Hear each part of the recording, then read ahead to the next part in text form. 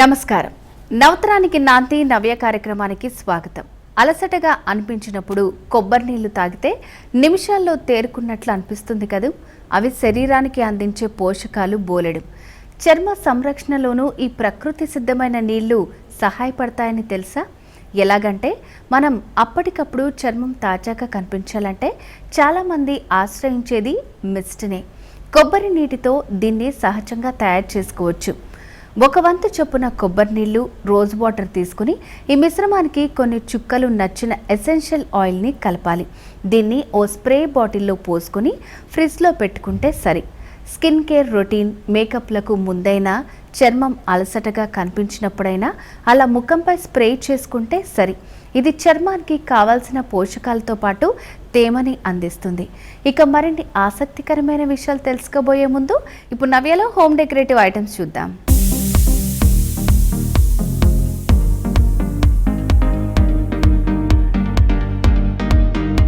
Hi, hello, welcome to నవ్య. ఇవాళ సెగ్మెంట్లో భాగంగా మంచి అందమైన హోమ్ డెకరేటివ్ వాల్ పెయింటింగ్స్ చూద్దాం. ఇది చూడండి, వాల్ పెయింటింగ్. ఇది చాలా అందంగా ఉంటుంది. హోమ్ డెకరేటింగ్ మాత్రం చాలా బాగుంటుంది. మన బెడ్రూమ్స్లో కావచ్చు, హాల్లో కావచ్చు, ఒక కొత్తగా కన్స్ట్రక్షన్ చేసిన ఇంటికి ఒక మంచి గిఫ్ట్గా ఇవ్వడానికైనా కావచ్చు, చాలా చక్కగా ఉపయోగపడుతుందని చెప్పచ్చు. ఇక ఈ యొక్క ఆర్ట్ థీమ్కి వస్తే మనము, ఇది మన ఓల్డ్ ట్రెడిషన్ ఉంటుంది కదండి, తిరగలి. సో అప్పట్లో పిండి చేసేవారు, రాగులు, జొన్నలు అలా. సో అలాంటి తిరగల్ని వీళ్ళు థీమ్గా చేసుకొని ఈ యొక్క ఆర్ట్ని అనేది క్రియేట్ చేశారండి. వీళ్ళు యూజ్ చేసిన పెయింట్స్ కావచ్చు, ప్రతి ఇంచ్ అనేది చాలా అంటే చాలా పర్ఫెక్ట్గా ఉందని చెప్పచ్చు. అంత బాగుంది. మన పాత ట్రెడిషనల్ని మరలా తిరిగి ప్రతి ఒక్కరికి తెలియచేయడానికే ఈ ఆర్ట్ని రూపొందించారని చెప్పచ్చు. అంత చక్కగా ఉందండి ఈ ఆర్ట్ చూడడానికి. ఒక ఓల్డ్ హౌస్లో ఉన్న ఒక తిరగల్ని దీన్ని బేస్ చేసుకొని వీళ్ళు ఈ పెయింట్ని చేశారనమాట. ఎందుకంటే ఎప్పుడు మనం ఎంత అభివృద్ధి చెందినా మన సంస్కృతి మాత్రం ఎప్పుడు మనం అలాగే చూస్తూ ఉండాలి. అది తిరిగి మనలోనే ఉండాలి తప్ప దాన్ని ఎప్పటికీ మరవకూడదు అని చెప్పేసి ఈ ఆర్ట్ యొక్క మెయిన్ థీమ్ అండి. చూసారా ఎంత బాగుందో. ఇలాంటిది మీరు మీ ఫ్రెండ్కి గిఫ్ట్ ఇచ్చినా మిమ్మల్ని లైఫ్ లాంగ్ మర్చిపోరండి.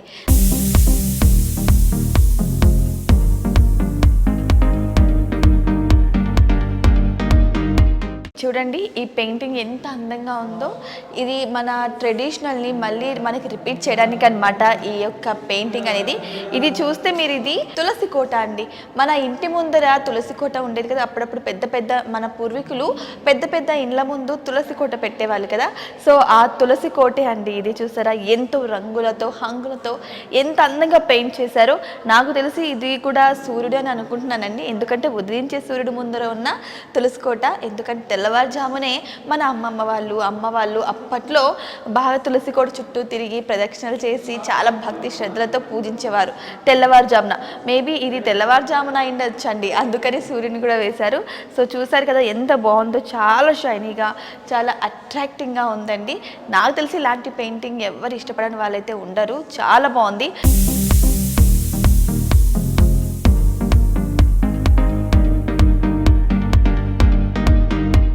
ఒక్కొక్క ప్రాంతంలో ఒక్కొక్క కల్చర్ ఉంటుందండి.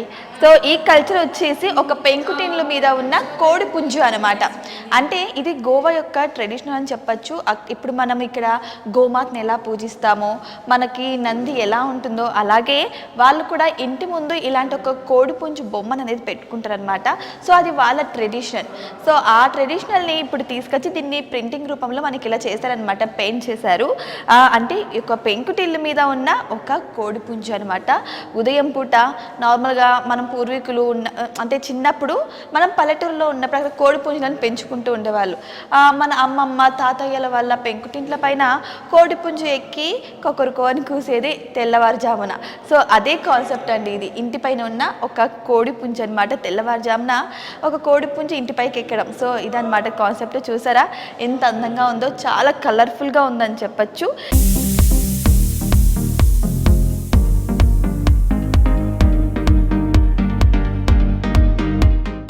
టోటల్ ఈ ఆర్ట్ అనేది పెన్సిల్తో వేసిందండి. ఈ ఆర్ట్ మొత్తం కూడా ఇది ఓన్లీ చూడ్డానికి ఏదో అనుకోకండి, కానీ ఇందులో చాలా అంటే చాలా ఉంది థీమ్ అనేది ఇందులో. సో మీరు చూస్తే నార్మల్గా గోవా సైడ్ అటు సైడ్ అంతా వాళ్ళది ట్రెడిషనల్ ఫుడ్ అండి ఫిష్. వాళ్ళు ఎప్పుడు ఫిష్ తినమన్నా తింటారు, అంత ఇష్టంగా తింటారు ఫిష్ అనమాట. సో వాళ్ళ ఫుడ్ సంబంధించిన ఫిష్ అనేది ఇక్కడ వాళ్ళు స్కెచ్ చేశారు. అండ్ అంతేకాకుండా మీరు ఇక్కడ గమనిస్తే ఇక్కడ ఒక మహిళది లెగ్ అనేది ఒక ఫుట్ అనేది కనిపిస్తూ ఉంటుంది మీకు. ఇక్కడ ఫుట్ ఉంది, ఇక్కడ వాళ్ళ ట్రెడిషనల్ ఫుడ్ ఫిష్ ఉంది. అండ్ అంతేకాకుండా ఇక్కడ ఒక ఫ్లవర్ వాజ్ ఉంది, మీరు చూస్తే ఫ్లవర్ వాజ్ అండ్ దాంట్లో ఉన్న లీవ్స్ కూడా ఉన్నాయి. ఇక్కడ చూస్తే ఒక చిన్ని ఇంకొకటి ఫ్లవర్ వాజ్ ఉంది. చూస్తే ఇక్కడ ఒకటి కాదండి, ఇక్కడ చూసే కొద్దీ గమనించే కొద్దీ చాలా అంటే చాలా థీమ్స్ ఉన్నాయి ఇందులో. ఇది టోటల్లీ హ్యాండ్తో వేసిన పెన్సిల్తో వేసిన అందమైన ఒక ఆర్ట్ అని చెప్పచ్చు. చూసారా ఎంత చక్కగా ఉందో ఈ ఆర్ట్ అనేది.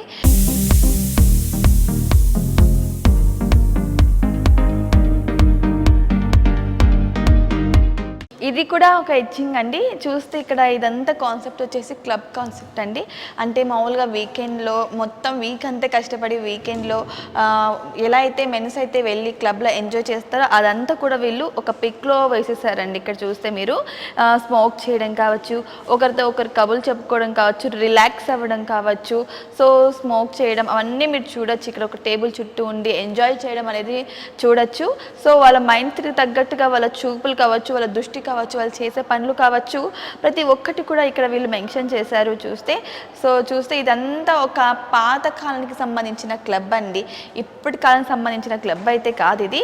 చూసారా ఎంత చక్కగా ఉందో, అందరూ చాలా ఎంజాయ్ చేస్తున్నారు వీకెండ్లో అని చెప్పచ్చు. ఇక్కడ కొందరు ఫేస్లో సాడింగ్ అంటే ఏదో బాధతో వచ్చి ఇక్కడ తాగుతున్నాం స్మోక్ అన్నట్టు, కొందరేమో రిలాక్సేషన్ కోసం వచ్చినట్టు, ఇంకొందరేమో ఎక్కడో మూవీ చూస్తూ ఎంజాయ్ చేస్తూ అటువైపు చూపులు పెట్టేసుకొని ఉండడం. సో ఇలా మీరు చూస్తే ఇలా ఉందండి క్లబ్ కాన్సెప్ట్ అయితే. చూసారు కదా ఎంత చక్కగా ఉంది ఇచ్చింగ్ అనేది, చాలా అంటే చాలా బాగుంది. ఇప్పుడు మనం ఇంకొక పెయింట్ చూద్దాం.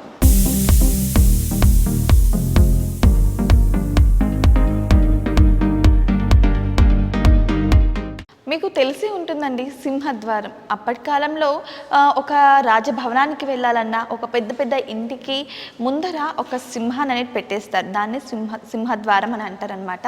సో గుమ్మానికి అటువైపు ఇటువైపు ఎంట్రన్స్కి అటువైపు ఇటువైపు సింహాలను పెట్టేవాళ్ళు. సో అదేంటంటే ఇప్పుడు రాను నా కల్చర్ కూడా మారిపోయిందండి. అంటే నార్మల్ ఎంట్రీ అయిపోతుంది, ఒక రాయల్ ఎంట్రీ ఉండాలంటే అది సింహద్వారం అయి ఉండాలి. రాజులు సింహద్వారం గుండానే వెళ్ళేవాళ్ళు అని మీరు వినే ఉంటారు. సో దాన్ని మళ్ళీ వెలికి తీసే కల్చరే ఈ పెయింటింగ్ అండి. చూసారా ఇక్కడ సింహద్వారాన్ని, ఒక సింహాన్ని ఎలా అయితే ఒక సింహద్వారం ముందు ఒక స్టాచ్యూని ఎలా అయితే పెడతారో సేమ్ అదే విధంగా ఉందండి ఈ పెయింటింగ్ అనేది. చూసారు కదా ఎంత చక్కగా సింహాన్ని ఎలా పొందుపరిచారో. ఇక్కడున్న ప్రతి ఒక్క కళని కూడా వాళ్ళ ఉద్దేశం కేవలం అంటే కేవలం మన తరాలకు చెప్పేందుకు మాత్రమే, మన కల్చర్ని ఎప్పుడూ మర్చిపోకూడదు అని చెప్పడానికి మాత్రమే అండి ఈ పెయింటింగ్. చూసారు కదా ఎంత అందంగా ఉందో ఈ పెయింటింగ్.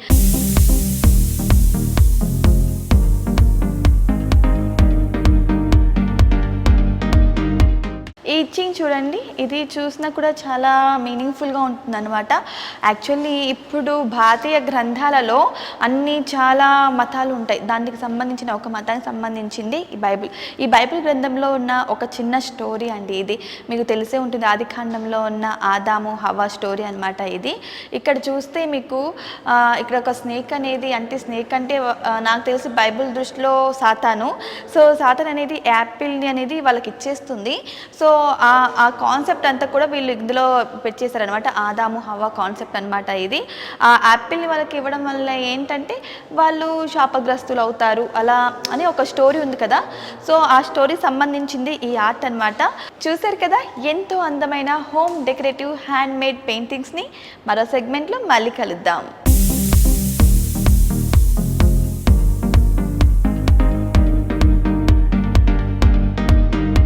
ఇప్పుడు నవ్యాలో చిన్న విరామం తీసుకుందాం.